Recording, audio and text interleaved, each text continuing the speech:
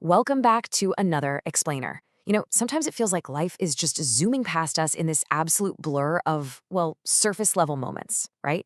Today we're diving into a genuinely profound text called The Art of Reading Reality Rightly. What makes this source material so incredibly special is how it takes the most ordinary, mundane events and flips them into these massive life lessons. If you've been feeling kind of stuck in the daily grind, the framework we're going to unpack today is a real game changer for how you view the world. Right out of the gate, the text hits us with this intensely introspective question. When did I become so complicated? It even pushes further, asking, are the things I gained later truly me? It's a brilliant framing device. It literally forces us to hit pause and really think about those pure, simple qualities we might have actually lost as we've layered on all this calculating adult complexity. Okay, let's jump straight into section 1, the art of seeing deeply. We're going to break down the core difference between just looking at things and truly understanding them. So the text sets up this really stark contrast. On one side, you have passive observation. Let's be real, this is where most of us live, just reacting to the surface of whatever's happening around us. But on the flip side, there's profound understanding. This requires tapping into what the author calls a conscious internal measure to actually hear the whispers of reality. The main takeaway here? Passive observers get trapped by superficial reactions, while people with profound understanding are actively hunting for the hidden purpose in absolutely everything. They don't just see a rainstorm, they read what that rain actually signifies. And guys, the payoff for making this mental shift is huge. The text promises that if we just pause to look beneath the surface, we can trigger a literal inner awakening. When you move past your base impulses and automatic habits, you realize something pretty liberating. The quality of your life isn't dictated by external events happening to you. No way. It's entirely defined by the depth of your interpretation. All right, moving into section 2, 3 steps to read reality. What I absolutely love about this source is that it doesn't just leave us hanging with vague philosophy. It actually hands us a highly practical, repeatable framework to pull this off.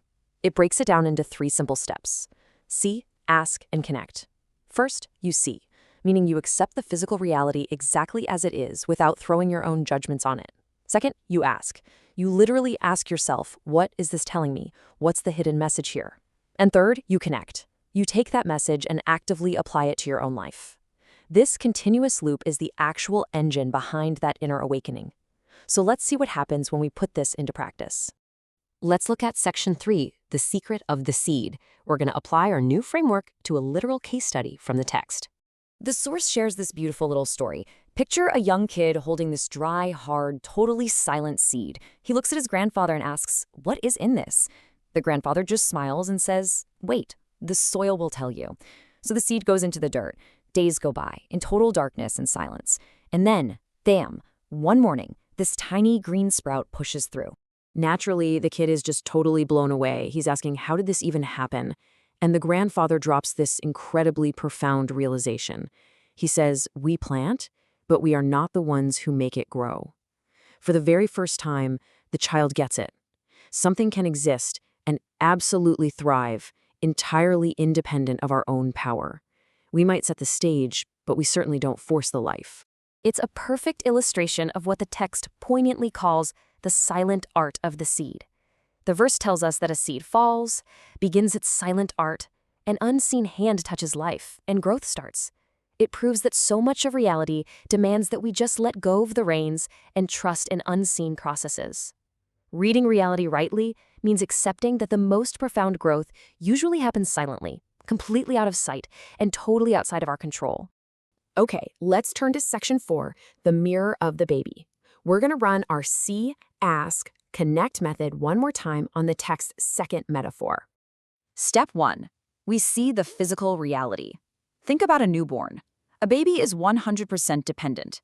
It doesn't hold grudges about unanswered emails, it doesn't strategically calculate its next career move, and it definitely doesn't pretend to be something it's not.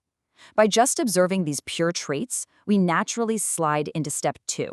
We are forced to ask ourselves, when exactly did we trade in that beautiful simplicity for the calculating way we operate now? Which brings us to step 3, the connection.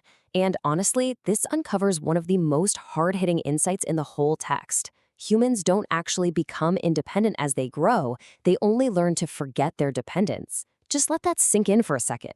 The author is using the baby as a literal mirror to show us a truth we actively try to bury. Society is obsessed with ultimate independence, but the reality is we are all fundamentally dependent on one another. We've just conditioned ourselves to ignore it. The text then shares a quick, brilliant dialogue. An older child is looking at a newborn and asks, "Why can't this baby do anything?" The answer is simple but so deep, because it will grow with help. Hearing that it will grow with help sparks this massive moment of empathy for the older child, who just quietly asks, "Was I like this too?" And yeah, every single one of us was. It offers this incredible reframing. The greatest strength sometimes is needing help to climb. Talk about flipping the concept of vulnerability entirely on its head. The text suggests that needing help isn't some temporary weakness we're supposed to eventually grow out of. Actually, scratch that, it's the exact opposite. It's a fundamental, enduring strength of being human. Our capacity to receive help is the very engine that lets us climb in the first place. Finally, we arrive at section 5, the true meaning of growth. After reading the reality of the seed and the baby, the text brings us to a complete redefinition of what maturity actually is.